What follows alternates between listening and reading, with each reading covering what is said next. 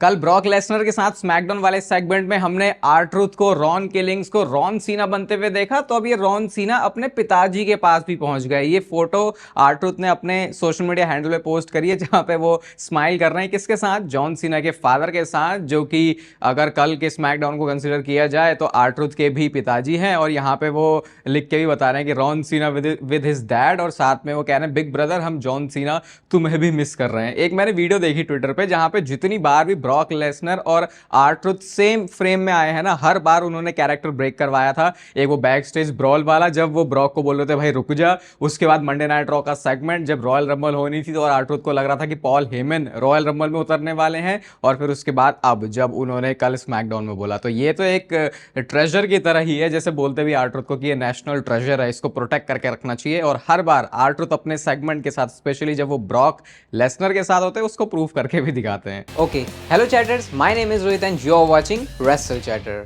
Welcome guys आपका voice of wrestling के episode number 746 में। और आज मेरे पास आपके लिए बोरी और पेटी भर के बातें हैं करने के लिए, कुछ कंट्रोवर्शियल और कुछ ऐसी जो कि आने वाले समय के लिए आपको बहुत ज्यादा एक्साइट करने वाली हैं। सबसे पहले रेसलमेनिया की अनाउंसमेंट के बारे में ही बात कर लेते हैं और उस मोटे पैसे की बात कर लेते हैं जो डब्ल्यूडब्ल्यूई को मिलेंगे रेसलमेनिया को सऊदी अरेबिया में करवाने की वजह से। तो मैंने आपको बता दिया था स्मैकडाउन से पहले वाली वीडियो में कि कैसे डब्ल्यूडब्ल्यूई सब कुछ कर रही है, एक अनाउंसमेंट होगी, वो अनाउंसमेंट हो गई। सबसे पहले लोगो रेसलमेनिया के लोगो के ऊपर अगर चर्चा कर लें तो बिल्कुल इसको सऊदी अरेबिया के थीम के हिसाब से ही बनाया, और डब्ल्यूडब्ल्यूई के लोगोस वगैरह काफी अच्छे ही रहते हैं। हर बार वो उस थीम के हिसाब से जो काम करते हैं वो अच्छा रहता है। और साथ में उन्होंने नीचे 43 मेंशन भी किया हुआ है, साथ में जो साल है उसको भी मेंशन किया। लेकिन जब इस अनाउंसमेंट को डब्ल्यूडब्ल्यूई ने अपने यूट्यूब लाइव पर किया, तो जिस टाइम पर मैं इस वीडियो को देख पा रहा हूं भाई, इसमें जितने लाइक्स हैं उससे डबल डिसलाइक्स हैं। 14,000 इस वीडियो को लाइक्स मिले हैं और 37,000 जो डिसलाइक्स हैं वो इसको मिले हैं। और बहुत ऑब्वियस था ये, क्योंकि यूएस का क्राउड क्यों ही चाहेगा कि उनके देश से जो रेसलमेनिया है वो दूर जाए। अब वो वहां पे जा नहीं पाएंगे, तो इस वजह से जो है उनके लिए पंगा पड़ गया। इस चीज को हम पूरी तरीके से इग्नोर कर सकते हैं, और इस बैकलैश का कोई मतलब भी नहीं, कोई फायदा भी नहीं, क्योंकि अब वहां का जो क्राउड है वो भी अच्छा रहता है और डब्ल्यूडब्ल्यूई अच्छे मैचअप्स भी वहां पे डालती है। लेकिन कैसे ये रेसलमेनिया बहुत बड़ी होगी तो मैं आपको पहले ही बताया था। लेकिन इसके प्रेस रिलीज में जो तुर्की है उन्होंने क्या बोला उसके ऊपर अगर आप देखोगे तो वो कहते हैं कि देखो हमेशा से रेसलमेनिया बहुत बड़ी रहती है, लेकिन जब सऊदी अरेबिया रेसलमेनिया में होगी ना तो ये कुछ ऐसा होगा जो कि दुनिया ने इससे पहले कभी भी नहीं देखा होगा। तो डब्ल्यूडब्ल्यूई वाले तो चलो हाइप करने के लिए चीजें बोलते ही हैं, लेकिन जब ये बोल रहे हैं तो आप मान लो कि जो मैटर है वो आगे जाके बहुत सीरियस होने वाला है, यानी कि बहुत खतरनाक चीजें डब्ल्यूडब्ल्यूई इस रेसलमेनिया में करेगी। और इस प्रेस कॉन्फ्रेंस में या फिर ये जो भी अनाउंसमेंट वाला इवेंट हुआ था, इसमें जो तुर्की अल शेख हैं उन्होंने विंस मैकमैन की लेगेसी के बारे में भी बात कर ली। वैसे डब्ल्यूडब्ल्यूई अवॉइड ही करती है, लेकिन यार अब डब्ल्यूडब्ल्यूई क्या मतलब उनके सामने तो ऐसा ही रहता है ना कि यार हमें पैसे मिल रहे हैं तो थोड़ा सा है ना ऐसे अच्छे टर्म्स में ही रहना पसंद करते हैं। तो उन्होंने वहां पे विंस मैकमैन का नाम ही ड्रॉप कर दिया कि अब जो निक खान है वो जो लेगेसी है विंस मैकमैन की वो ऐसे ही कंटिन्यू करे। तो सार्कास्टिकली अब जो विंस की लेगेसी है उसको निक खान अगर कंटिन्यू करेगा तो उसका क्या मतलब बनता है वो आप लोग समझ रहे हो, क्योंकि विंस मैकमैन के वो जो सारे कांड थे। लेकिन उस दोस्ती यारी को आगे भी कंटिन्यू तुर्की अल शेख रखना चाहते हैं, इस चीज को उन्होंने मेंशन किया। और इनके सारे चेहरे भी ना लोग ऐसा पॉइंट आउट करके बोल रहे हैं कि देखो कोई भी इंटरेस्टेड नहीं लग रहा, क्योंकि सारे के सारे लोग खड़े हुए हैं। जैसे पीछे स्टेफनी बकेयर खड़ी थी, लिव मॉर्गन थे वहां पे, Logan Paul, Seth Rollins, Undertaker, Shawn Michael से सारे लोग थे।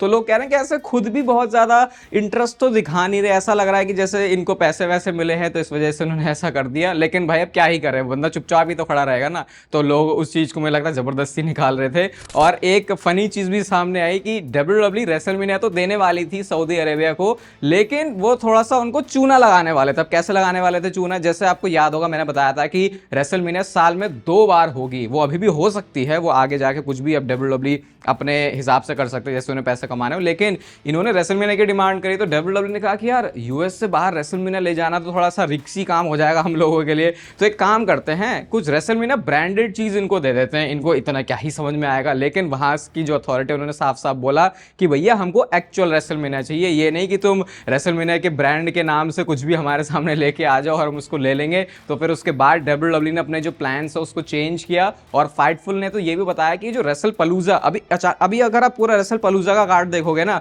तो ये कार्ड किसी बहुत बड़े शो से कम नहीं लग रहा बिल्कुल भी, क्योंकि इसमें एक भी मैच ऐसा नहीं है जो कि आप बोलोगे कि बस WWE ने एम ही डाल दिया है। जितने भी मैचेस WWE ने अब तक इसके लिए ऑफिशियल किए हुए हैं, तो वो रेसल पलूजा को भी अब एक मेजर चीज बना रहे हैं। और अगर आप देखोगे तो रेसल मेनिया और रेसल पलूजा, तो इसमें पोटेंशियल है कि आने वाले टाइम में WWE इसको अपने और बड़े शो की तरह ट्रीट करे। मतलब कुछ ऐसा कि अच्छा, मतलब ये तो खैर ज्यादा ही हो जाएगा सोचने के लिए कि रेसल पलूजा को उस लेवल पे लेके आए, लेकिन जो रिसेंटली WWE ने इस चीज को हाइप किया, मे बी वो इस वजह से भी है क्योंकि इस अराउंड रेसलमेनिया की उनको अनाउंसमेंट करनी थी, तो यूएस वाले फैंस को भी कुछ देना था अच्छा, तो इसलिए उन्होंने रेसल पलूजा को वो लेके आए। और ऑब्वियसली ESPN वाली डील थी, तो फिर इस वजह से उस चीज ने और ज्यादा हेल्प करी कि WWE इसको और ज्यादा तगड़े तरीके से प्रमोट कर सके। तो WWE को बिल्कुल अच्छा सा बैलेंस बैठाना पड़ रहा है इस समय कि सऊदी अरेबिया में जाके भी वो शो कर लें अच्छे से, और ऐसा भी ना हो कि यूएस का जो हमारा मेजर क्राउड है, फिर जो हमारी मेजर फॉलोइंग है, उसके साथ भी हम धोखाधड़ी कर दें, क्योंकि फैंस के साथ धोखाधड़ी करना कभी भी WWE को एंड में अच्छा रिजल्ट तो नहीं देता। अब बात आती है पैसे की, कितने पैसे हुए इसके, और इसके लिए थोड़ी सी मुझे लंबी सांस लेनी पड़ जाएगी। सबसे पहले आपको रॉयल रंबल का डेटा बताता हूं। तो बात ये सामने आई है कि रॉयल रंबल सऊदी अरेबिया में करवाने के लिए WWE को सिर्फ इस वाले पर्टिकुलर शो के लिए जो पैसे मिले हैं वो हैं $100 मिलियन। अगर आप इसे इंडियन रुपीज में कन्वर्ट करते हो तो ये निकल के आते हैं 800 करोड़। लिटरली भाई ये तो करोड़ों से मामला अब अरब में पहुंच चुका है। तो 8 अरब रुपए WWE को अपने एक रॉयल रंबल करवाने के लिए मिले, और उसके बाद अब जब रेसलमेनिया वहां पर जा रही है तो ये उसका 2.5 गुना और ज्यादा है। तो $100 मिलियन रॉयल रंबल के, और रेसलमेनिया के लिए जो पैसे हैं वो हैं $250 मिलियन। अब इसे तो इंडियन रुपीज में भी क्या ही कन्वर्ट करके बताओ, समझ लो भाई ये तो बहुत ही बड़ा नंबर हो गया है। और अगर आपको थोड़ा सा एक आइडिया दूं ना, तो ये जो Brock Lesnar, Roman Reigns, John Cena जैसे लेवल के सुपरस्टार्स होते हैं, ये एक साल का चार्ज करते हैं आप $10-20 मिलियन के आसपास मान सकते हो। तो उसके हिसाब से देखो ये किस लेवल के पैसे इनको वहां जाके मिल रहे हैं। और ये तो आई थिंक एक वो मेन जो डील है वो है, इसके आसपास भी बहुत सारी चीजें घूमती होंगी, तो ओवरऑल ये जो नंबर होगा वो काफी ज्यादा बड़ा होगा। तो अब खुद ही सोच लो, जब WWE एक शो में जाके इतने ज्यादा पैसे कमा सकती है, तो ऐसी चीज को वो क्यों ही जाने देगी। और वैसे भी WWE इज बिजनेस, भले ही हम वो फैंस को, मतलब आपको ऐसा अगर लगता है कि बिजनेस बन रहा है, नहीं कैसे बोलूं इसे, कुल मिला के बात समझाने वाली ये है कि WWE दिखाती है ऐसा कि वो फैंस को केटर कर रहे हैं, बट वो भी बात काफी हद तक सही है, लेकिन एट द एंड उनको उस चीज से अगर प्रॉफिट नहीं आ रहा तो फिर वो फैंस को केटर नहीं करेंगे, वो बिजनेस करते करते फैंस को केटर करते हैं। तो पहली जो प्रायोरिटी है वो पैसे कमाना और बिजनेस ही है, स्पेशली अब जब ये इनका मर्जर हुआ TKO वाला, तो उसके बाद तो फिर ये चीज WWE ने और ज्यादा पुश करना शुरू कर दिया। तो ये थी पूरी सऊदी अरेबिया के आसपास की कहानियां।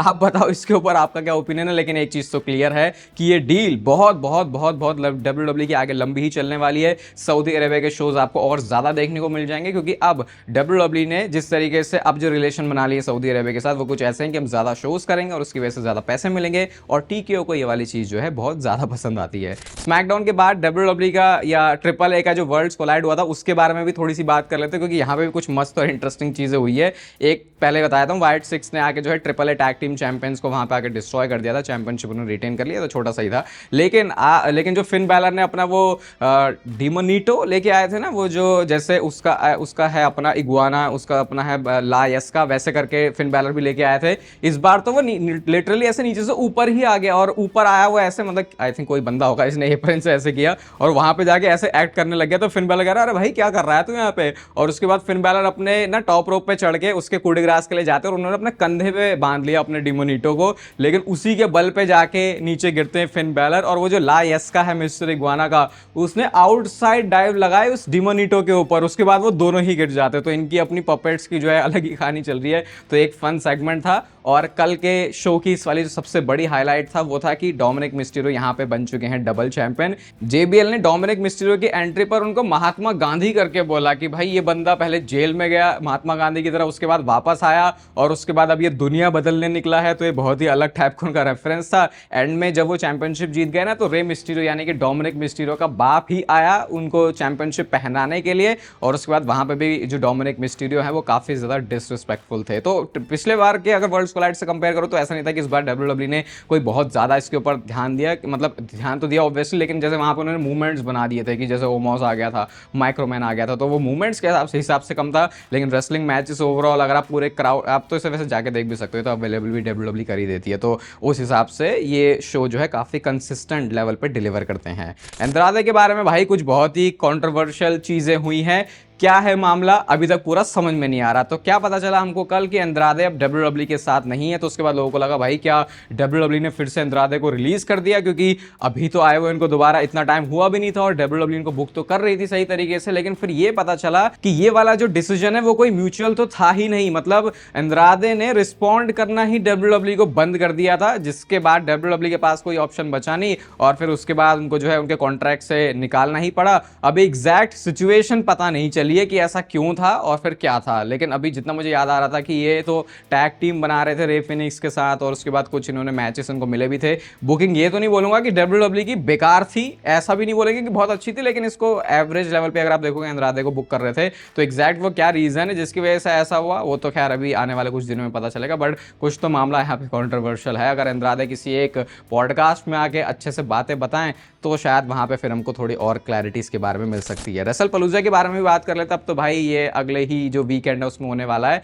जो मैच है अनडिस्प्यूटेड चैंपियनशिप के लिए उसको ऑफिशियल कर दिया WWE ने। ये ग्राफिक आप देख सकते हो, ड्रू मैकिंटायर और कोडी रोड्स, और ये भी मैच अच्छा ही फील होगा। और लोग थोड़े यहाँ पे डिमांड कर रहे थे कि अगर रैंडी ओटन को भी इसमें डाल के ट्रिपल थ्रेट बना दिया जाता। लेट्स सी WWE करेगी या फिर नहीं, लेकिन इतना ज़्यादा वो चीज़ों को कॉम्प्लिकेट आज तक करते नहीं है। और इस रेसलपलूजा का मेन इवेंट कौन सा होने वाला है वो भी हमको स्पोर्ट्स सेंटर ESPN से पता चल गया है, और वो मैच है कोई और नहीं जो कि एक्सपेक्टेड भी था, ब्रॉक लेसनर और जॉन सीना का मैच। और ये वन लास्ट टाइम ही है, इसके बाद ब्रॉक लेसनर और जॉन सीना का आगे कोई मैच होने नहीं वाला। तो देखते हैं फिर अब WWE इसमें क्या अच्छी और बड़ी चीज़ें करती है, क्योंकि लास्ट टाइम ये है और ऑब्वियसली इस मैच का जो रिजल्ट है वो भी काफ़ी इंपॉर्टेंट है। और वो ऑड्स में तो मैंने आपको बताया था कि कैसे जिस समय मामला है वो चल रहा है जॉन सीना के फेवर में, तो थोड़ा सा मुश्किल है डाइजेस्ट करना कि जॉन सीना ये मैच जीतेंगे। बट देखते हैं फिर क्या होगा, और प्रेडिक्शन वीडियो तो फिर आई जाएगी लास्ट पे, फिर देखेंगे कि हाँ किसकी साइड जो ज़्यादा मामला है वो झुक रहा है। अब बात करते हैं सबसे भयंकर चीज़ के बारे में। तो आपको पता है रॉक को लेके और WWE को लेके अभी जो फैंस का स्टांस है वो काफ़ी चेंज हो चुका है कि भाई ये बंदा तो अब कभी आने नहीं वाला, हमारे साथ जो है धोखा हो जाता है, ये दगाबाज बंदा है, जैसे हमने ही नाम दिए हुए हैं ड्वेन द रॉक जॉनसन को। लेकिन अब कुछ ऐसी चीज़ होने वाली है आने वाले टाइम में जो कि रॉक को रेसलिंग रिंग में वापस लेके आएगी, और कैसे ये बहुत ही एक मेजर वे में बदलने वाला है वो मैं आपको एक्सप्लेन करता हूँ। सबसे पहले मेल्जर चिचा ने क्या इनसाइट्स बताए वो बताता हूँ। तो उन्होंने कहा कि सऊदी अरेबिया और रॉक के बीच में जो डील है रेसलमेनिया में रॉक को कंपीट करवाने के लिए, उसको फाइनलाइज किया जा रहा है और वो बहुत ज्यादा क्लोज आ चुकी है। और जिस मैच के लिए वो पुश कर रहे हैं और इसके लिए बातें जो हैं उन्होंने शुरू करी थी वो था रॉक वर्सेस रोमन रेंस या फिर रॉक वर्सेस कोडी रोड्स। इन दोनों में से कोई एक मैच रॉक कंपीट करने वाले हैं रेसलमेनिया में। और अगर ये चीज डील फाइनली अच्छे से हो जा रही है तो WWE की हिस्ट्री में किसी एक मैच के लिए किसी सुपरस्टार को जो पैसे मिले होंगे ये अब तक के सबसे ज्यादा हैं। अगर आपको याद होगा टाइसन फ्यूरी वाला हिसाब किताब, तो आई थिंक उनको $15 मिलियन मिले थे, जो कि अगेन पूरी एक WWE के टॉप स्टार की कमाई होती है।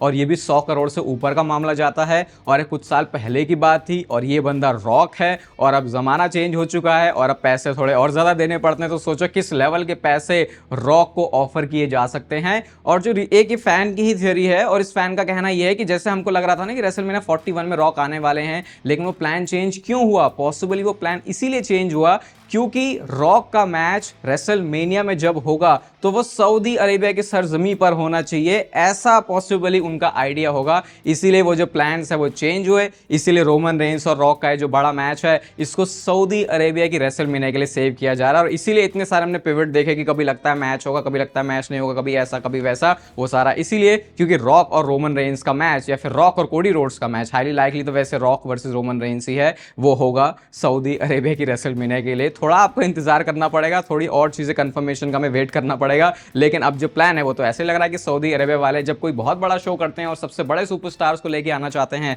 सबसे बड़ा मैचअप करना चाहते हैं, तो वो है रॉक वर्सेस रोमन रेंस का मैच। बाकी स्क्रीन पर अभी आपको सेकंड चैनल पर ट्रांसफॉर्मेशन वाली वीडियो दिख रही होगी, उसे जाके अगर आप इंटरेस्टेड हो तो देख सकते हो। ये वीडियो आपको अच्छी लगी तो इसे लाइक कर देना, चैनल को सब्सक्राइब कर दो ऐसे और मस्त WWE से रिलेटेड कंटेंट के लिए। बाकी तब तक फिर लेते रहो जिंदगी के मजे।